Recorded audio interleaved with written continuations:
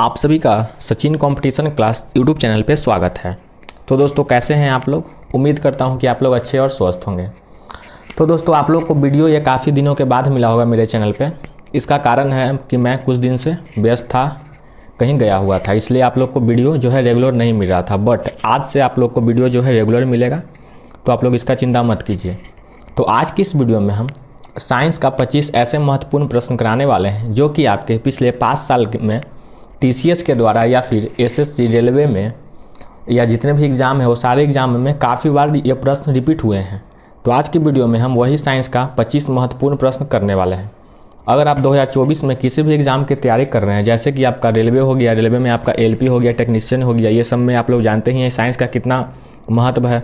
फिर उसके बाद आने वाला आपका एग्ज़ाम बिहार पुलिस, जिसका एग्ज़ाम डेट भी जारी कर दिया गया है। फिर आपका आने वाला एग्ज़ाम है बिहार एसएससी, फिर यूपी पुलिस हो गया। तो ये सारे एग्ज़ामों के लिए जो है ये 25 क्वेश्चन आपके लिए महत्वपूर्ण रहने वाले हैं। तो चलिए वीडियो को स्टार्ट करते हैं और ये 25 क्वेश्चन को हम लोग देखते हैं। तो देखिए आपका यहाँ पे पहला क्वेश्चन है, हमारे दांत और अस्थियाँ आमतौर पर किससे बनते हैं। तो हमारे दांत और अस्थियाँ, दांत मतलब आप लोग समझ रहे हैं टीथ, और अस्थियाँ मतलब क्या हुआ, हड्डी यानी कि बोन्स। तो हमारे दांत और अस्थियाँ जो हैं ये आमतौर पर जो है किससे बनते हैं। तो देखिए ये बनते हैं आपके ट्राई कैल्शियम फॉस्फेट से। किससे बनते हैं, ये काफ़ी इंपॉर्टेंट क्वेश्चन है, काफ़ी बार एग्जाम में पूछा गया है, तो इसको आप लोग ध्यान रखिएगा कि हमारे दांत और अस्थियाँ जो है ये ट्राई कैल्शियम फॉस्फेट से बनते हैं। फिर चलिए इसके बाद अब नेक्स्ट क्वेश्चन की ओर बढ़ते हैं। तो देखिए आपका यहाँ पे नेक्स्ट क्वेश्चन है, एड्स वायरस क्या होता है। एड्स वायरस जो है आपका ये क्या होता है ये बताना है।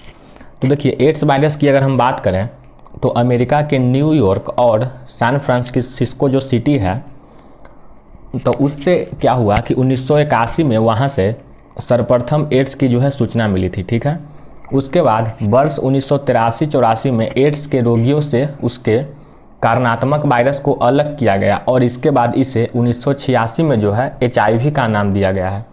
किस चीज़ का नाम दिया गया था, तो HIV का नाम दिया गया था। तो देखिए, और एड्स का पूरा नाम जो है क्या होता है, एक्वायर्ड इम्यूनो डिफिशियंसी सिंड्रोम। ठीक है, एड्स का फुल फॉर्म होता है एक्वायर्ड इम्यूनो डिफिशियंसी सिंड्रोम। ये क्या होता है, तो यह जो है HIV के कारण होता है। किसके कारण होता है, एड्स किसके कारण होता है, तो HIV के कारण होता है। और यह एक जो है रिट्रोवायरल बीमारी है। क्या है, रिट्रोवायरल बीमारी है। और इसमें क्या होता है कि वायरस में प्रोटीन के अतिरिक्त आनुवांशिक पदार्थ भी होता है जो RNA तथा DNA हो सकता है। ठीक है, तो यहाँ पे ऑप्शन क्या बोल रहा है कि एड्स वायरस क्या होता है, एक सूची RNA होता है, दोहरी सूची RNA होता है, एक सूची DNA होता है, या फिर दोहरी सूची DNA होता है। तो ये एड्स होता है आपका दोहरी सूची DNA। क्या होता है, तो ये होता है आपका दोहरी सूची DNA। तो इसका आंसर ध्यान रखिएगा आप लोग, ऑप्शन नंबर 4 हो जाएगा। फिर आपका देखिए यहाँ पर नेक्स्ट क्वेश्चन है, निम्नलिखित में से कौन सा रुधिर वर्ग विश्वव्यापी आर्द्रता यूनिवर्सल रिसिपिएंट कहा जाता है। तो इनमें से कौन सा रुधिर वर्ग यानी कि ब्लड ग्रुप जो है यूनिवर्सल रिसिपिएंट कहा जाता है ये बताना है। तो देखिए ये कौन होता है, तो AB होता है। कौन सा होता है, तो ये रक्त समूह AB होता है। तो रक्त समूह AB क्या होता है कि यूनिवर्सल रिसिपिएंट होता है, यानी कि विश्वव्यापी क्या होता है, तो आर्द्रता होता है। ठीक है, तो इसका आंसर क्या होगा, ऑप्शन नंबर AB। फिर आपका देखिए यहाँ पर नेक्स्ट क्वेश्चन है, सेक्स हार्मोन का पता किसने लगाया। सेक्स हार्मोन का पता किसने लगाया, ये भी काफ़ी इंपॉर्टेंट क्वेश्चन है, इसको ध्यान रखिएगा। तो सेक्स हार्मोन की अगर हम बात करें तो सेक्स हार्मोन का पता जो है आपका यूजीन अस्टीनेक ने लगाया था। किसने लगाया था, तो यूजीन अस्टीनेक ने लगाया था आपका सेक्स हार्मोन का पता। उसके बाद फिर चलिए अब नेक्स्ट क्वेश्चन की ओर बढ़ते हैं। फिर आपका देखिए यहाँ पर नेक्स्ट क्वेश्चन है, निम्नलिखित में से वे रक्त कणिकाएँ कौन सी है जो रोगों का प्रतिरोध करने में सहायता करती है। वह रक्त कणिकाएँ का यानी कि ब्लड कार्पसल्स का नाम बताना है आपको। ठीक है, तो वह रक्त कणिकाएँ हैं आपका WBC यानी कि श्वेत कोशिकाएँ यानी कि श्वेत रक्त कणिकाएँ। ठीक है, तो इसका आंसर होगा ऑप्शन नंबर 1। तो देखिए WBC यानी कि श्वेत रक्त कणिकाएँ जो है विशेष रुधिर कणिकाएँ होती है जो कि शरीर के किसी रोग से संक्रमित होने पर उस विशेष संक्रमित स्थल पर पहुंचकर हानिकारक जीवाणुओं यानी कि बैक्टीरिया, विषाणुओं यानी कि वायरस और कवकों यानी कि फंगी उसका इत्यादि का भक्षण करके शरीर को संक्रमण से सुरक्षा प्रदान करती है। यानी कि यह इसको अगर आम भाषा में बोलें तो WBC जो है बीमारी से लड़ती है। यदि शरीर में किसी भी बीमारी हो तो उस बीमारी से बचाती है कौन? तो WBC। और WBC से आप लोग याद रखिएगा कि यदि WBC ज़्यादा हो जाता है तो क्या होता है? ल्यूकेमिया हो जाता है। ल्यूकेमिया इनको क्या बोलते हैं? तो ब्लड कैंसर। ब्लड कैंसर को जो है दूसरा नाम है ल्यूकेमिया। तो यदि WBC ज़्यादा हो जाएगा, WBC एक्सेस मात्रा में हो जाएगा तो उसको ल्यूकेमिया हो सकता है। फिर चलिए अब नेक्स्ट क्वेश्चन की ओर बढ़ते हैं।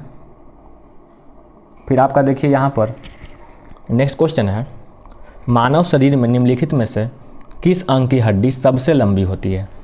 किस अंग की हड्डी जो है आपका सबसे लंबी होती है? तो वो होती है आपका फीमर। काफ़ी इंपॉर्टेंट क्वेश्चन, इसको ध्यान रखिएगा। फीमर की हड्डी जो है आपका सबसे लंबी होती है, यानी कि फीमर कहाँ पे होती है? तो इसको बोलते हैं उरू, यानी कि जांघ में होती है। तो इसकी हड्डी जो है आपका सबसे लंबी होती है फीमर। तो इसको ध्यान रखिएगा। फीमर मैं यहाँ पे लिख देता हूँ। फीमर जो होती है यह सबसे लंबी हड्डी होती है, ठीक है।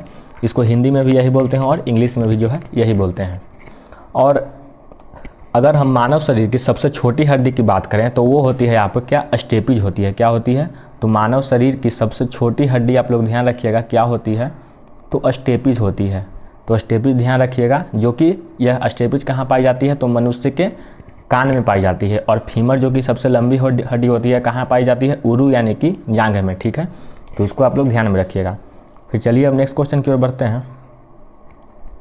फिर आपका देखिए यहाँ पर नेक्स्ट क्वेश्चन है, जन्म के बाद मानव के किस ऊतक में कोई कोशिका विभाजन नहीं होता? जन्म के बाद जो है मानव के किस ऊतक में कोई कोशिका विभाजन नहीं होता है? काफ़ी इंपॉर्टेंट क्वेश्चन है, इसको ध्यान रखिएगा। तो किस ऊतक में होता है? तो वो होता है आपका तंत्रिका में, ठीक है, यानी कि नर्वस सिस्टम में। तंत्रिका ऊतक में जो है आपका कोई कोशिका विभाजन नहीं होता है। तो इसको आप लोग ध्यान रखिएगा। फिर चलिए अब नेक्स्ट क्वेश्चन की ओर बढ़ते हैं। फिर आपका देखिए यहाँ पर नेक्स्ट क्वेश्चन है, जब आँख में धूल जाती है तो उसका कौन सा अंग सूज जाता है और गुलाबी हो जाता है? जब आँख में धूल जाती है तो कौन सा अंग जो है सूज जाता है और गुलाबी हो जाता है? तो इसका आंसर आपका होगा नेत्र श्लेष्मा, यानी कि कंजकाइटिव। क्या होता है? तो कंजकाइटिव। तो इसका आंसर होगा आपका ऑप्शन नंबर तीसरा। फिर आपका यहाँ पर नेक्स्ट क्वेश्चन है, पाचन प्रक्रम में किससे सहायता मिलती है? पाचन प्रक्रम में जो है किससे सहायता मिलती है? आपका ऑप्शन है एंजाइम, हार्मोन, खनिज या फिर विटामिन। तो पाचन प्रक्रम में जो है आप लोग को ही पता होगा एंजाइम, जो कि एक प्रमुख रूप से प्रोटीन ही होते हैं, ठीक है। तो इसका आंसर होगा आपका ऑप्शन नंबर 1। एंजाइम क्या होते हैं? तो एंजाइम एक कार्बनिक पदार्थ हैं जो कि एक रासायनिक अभिक्रिया को जो है क्या करती है? तो ये 10 गुना जो है बढ़ा देती है। और पाचन प्रक्रम में एंजाइम से सहायता मिलती है, ठीक है। फिर चलिए नेक्स्ट क्वेश्चन की ओर बढ़ते हैं। फिर आपका यहाँ पर नेक्स्ट क्वेश्चन है, मानव शरीर में सबसे लंबी कोशिका। यह भी काफ़ी इंपॉर्टेंट क्वेश्चन है। तो मानव शरीर में सबसे लंबी कोशिका जो है आपका तंत्रिका कोशिका होती है। क्या होती है? तो तंत्रिका कोशिका। इसका आंसर होगा आपका ऑप्शन नंबर 1, ठीक है। और देखिए मानव शरीर में सबसे छोटी कोशिका क्या होती है? तो इसका आंसर जो है आप लोग कमेंट बॉक्स में बताइएगा कि मानव शरीर में सबसे छोटी कोशिका जो है कौन सी होती है। तो इसका आंसर आप लोग कमेंट बॉक्स में जो है बताइएगा, ठीक है। फिर चलिए अब नेक्स्ट क्वेश्चन की ओर बढ़ते हैं। तो आपका यहाँ पर नेक्स्ट क्वेश्चन है, खाद्य प्रोटीन के 2 सबसे समृद्ध ज्ञात स्रोत क्या है? इन चारों ऑप्शन में से आपको बताना है कि खाद्य प्रोटीन के 2 सबसे समृद्ध स्रोत क्या है? तो वो है आपका सोयाबीन और मूंगफली है। क्या है? तो सोयाबीन और मूंगफली है। सोयाबीन में जो है आपका 43% के आसपास प्रोटीन पाया जाता है और वही मूंगफली में जो है 25% से भी अधिक प्रोटीन पाया जाता है। तो इसका आंसर क्या होगा? ऑप्शन नंबर तीसरा होगा। फिर आपका देखिए यहाँ पर नेक्स्ट क्वेश्चन है, श्वसन है। श्वसन क्या है ये बताना है। तो देखिए श्वसन की बात करें तो ये आपका ऑक्सीकरण होता है। श्वसन क्या होता है? तो ऑक्सीकरण होता है। देखिए प्रत्येक जीव को जीवित रहने हेतु ऑक्सीजन की आवश्यकता होती है। तो आप लोग को भी पता है, क्योंकि ऑक्सीजन क्या करता है? क्योंकि ऑक्सीजन ही कार्बनिक भोज्य पदार्थों का ऑक्सीकरण या विघटन करके ऊर्जा में उसको कन्वर्ट करता है और ऊर्जा प्रदान करता है। भोज्य पदार्थों के ऑक्सीकरण की यही क्रिया जो है श्वसन कहलाती है, यानी कि रेस्पिरेशन कहलाती है। तो इसका आंसर क्या होगा? तो ऑक्सीकरण होगा। तो इसका आंसर होगा आपका ऑप्शन नंबर पहला।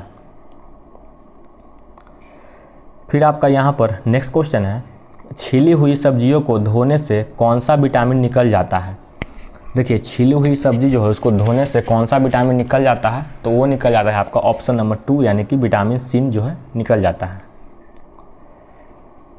फिर आपका यहाँ पर नेक्स्ट क्वेश्चन है, मानव हृदय के कक्षों यानी कि चैम्बर की संख्या कितनी है। यह तो काफ़ी आसान क्वेश्चन है, ये आप लोग को ही पता होगा कि 4 होती है। कितनी होती है, तो 4 होती है। और 4 में कौन कौन होती है, तो एक होता है आपका दायां और बायां आलिंद और दायां और बायां निलय यानी कि राइट एंड लेफ्ट ऑरिकल और राइट एंड लेफ्ट वेंट्रिकल। फिर आपका यहाँ पर नेक्स्ट क्वेश्चन है, निम्नलिखित में से सबसे मीठी शर्करा कौन सी है। सबसे मीठी शर्करा जो है आपको बताना है कि निम्नलिखित में से कौन सी है सबसे मीठी शर्करा। तो सबसे मीठी शर्करा आपका है फ्रुक्टोज, ठीक है। तो इसका आंसर ध्यान रखिएगा, ऑप्शन नंबर 3 होगा। फिर आपका यहाँ पर नेक्स्ट क्वेश्चन है, विटामिन ई विशेषतः किसके लिए महत्वपूर्ण है। विटामिन ई जो है विशेषतः किसके लिए महत्वपूर्ण है, तो देखिए विटामिन ई जो है आपका विशेषतः यह लिंग ग्रंथियों की सामान्य क्रिया में जो है मदद करती है। तो इसका आंसर होगा ऑप्शन नंबर 3। फिर आपका नेक्स्ट क्वेश्चन है, मधुमक्खी पालन को क्या कहते हैं। ये तो काफ़ी इजी क्वेश्चन है, मधुमक्खी पालन को जो है आपका एपी कल्चर कहते हैं। तो इसका आंसर होगा ऑप्शन नंबर 2। फिर आपका यहाँ पर नेक्स्ट क्वेश्चन है, मानव रुधिर में कोलेस्ट्रॉल का सामान्य स्तर क्या होता है। कोलेस्ट्रॉल का सामान्य स्तर जो है आपका मानव रुधिर में होता है 180 से 200 mg/, ठीक है। तो इसका आंसर होगा ऑप्शन नंबर 4। फिर नेक्स्ट क्वेश्चन है, मानव रुधिर का पीएच क्या होता है। वेरी वेरी इंपॉर्टेंट, मानव रुधिर का पीएच जो है आपका क्या होता है, तो मानव रुधिर का पीएच जो है आपका कितना होता है, तो 7.4 होता है, ठीक है। 7.4 जो है आपका मानव रुधिर का पीएच होता है, ठीक है। और सलाइवा का यानी कि लार का पीएच क्या होता है, इसका आंसर आप लोग कमेंट में बताइएगा, ठीक है। यह भी काफ़ी इंपॉर्टेंट है। तो सलाइवा का जो पीएच यानी कि लार का पीएच क्या होता है, तो इसका आंसर जो है आप लोग कमेंट बॉक्स में बताइएगा, ठीक है। फिर चलिए नेक्स्ट क्वेश्चन की ओर बात करते हैं। तो नेक्स्ट क्वेश्चन है आपका, शरीर में सबसे बड़ी अंतःस्रावी ग्रंथि निम्नलिखित में से कौन सी है। तो देखिए शरीर में सबसे बड़ी अंतःस्रावी ग्रंथि है आपका थायराइड यानी कि अब2, ठीक है। तो इसका आंसर ध्यान रखिएगा, ऑप्शन नंबर 1 होगा। अब2 जो है आपका शरीर में सबसे बड़ी अंतःस्रावी क्या है, तो ग्रंथि है। फिर आपका यहाँ पर नेक्स्ट क्वेश्चन है, मानव के शरीर का सामान्य ताप होता है। मानव के शरीर का जो सामान्य ताप होता है वो होता है आपका 98.4 डिग्री फ़ारेनहाइट, ठीक है। और यही इसको अगर सेल्सियस में बात करें तो सेल्सियस में आपका होता है 37 डिग्री सेल्सियस, ठीक है। फिर यहाँ पर आपका नेक्स्ट क्वेश्चन है, अकल डार। तो अकल डार क्या होती है यह बताना है। तो अकल डार या तीसरा दार उन दांतों के नाम है जो आखिर में निकलते हैं, ठीक है। अधिकतर लोगों को 4 अकल दार होते हैं, ठीक है। तो इसका आंसर क्या होता है, तो ये जो है तीसरी दार होती है आपके दांतों की, ठीक है। तो इसका आंसर होगा ऑप्शन नंबर 3। फिर नेक्स्ट क्वेश्चन है, पेस मेकर का कार्य है। वेरी वेरी इंपॉर्टेंट, इसको ध्यान रखिएगा, काफ़ी बार एग्जाम में पूछा गया है। तो पेस मेकर का कार्य क्या है, तो देखिए पेस मेकर का कार्य आपका होता है दिल की धड़कन जो है प्रारंभ करना, ठीक है। पेस मेकर का काम क्या होता है कि दिल की धड़कन को प्रारंभ करना। तो इसका आंसर होगा ऑप्शन नंबर 3। फिर नेक्स्ट क्वेश्चन है, हीमोग्लोबिन क्या होता है। हीमोग्लोबिन क्या होता है, तो हीमोग्लोबिन जो है आपका प्रोटीन होता है, ठीक है। फिर आपका नेक्स्ट क्वेश्चन है, मानव शरीर में श्वसन कार्य का केंद्रीय नियंत्रण कहाँ से होता है। मानव शरीर में श्वसन कार्य का केंद्रीय नियंत्रण जो है आपका ये मेडुला ओब्लंगाटा में होता है। कहाँ पे होता है, तो मेडुला ओब्लंगाटा में। किसका, तो केंद्रीय नियंत्रण का कार्य कहाँ होता है, मेडुला ओब्लंगाटा में। तो इसका आंसर होगा ऑप्शन नंबर 3। और ये आपका यहाँ पे 25 क्वेश्चन कंप्लीट हो गया। उम्मीद करता हूँ कि आप लोगों को वीडियो अच्छा लगा होगा। यदि वीडियो अच्छा लगा होगा तो वीडियो को शेयर जरूर कीजिएगा, वीडियो को लाइक जरूर कीजिएगा और कमेंट जरूर कीजिएगा जो प्रश्न मैंने आपको बीच में बताया है। तो चलिए मिलते हैं एक और नए वीडियो के साथ। अगर आप किसी भी सरकारी नौकरी की तैयारी कर रहे हैं तो आप लोग चैनल को सब्सक्राइब कर लीजिए, क्योंकि इस चैनल से आप लोग को काफ़ी ज़्यादा मदद मिलने वाली है। हाँ, और इसका अगर आप लोग PDF चाहते हैं, PDF से आप लोग फिर से एक बार प्रैक्टिस करना चाहते हैं तो उसका लिंक मैं वीडियो को डिस्क्रिप्शन में दे दूँगा। वहाँ से जाकर आप लोग टेलीग्राम ग्रुप को ज्वाइन कर सकते हैं, तो वहाँ से आप लोग को इसका PDF मिल जाएगा। धन्यवाद, मिलते हैं एक और नए वीडियो के साथ।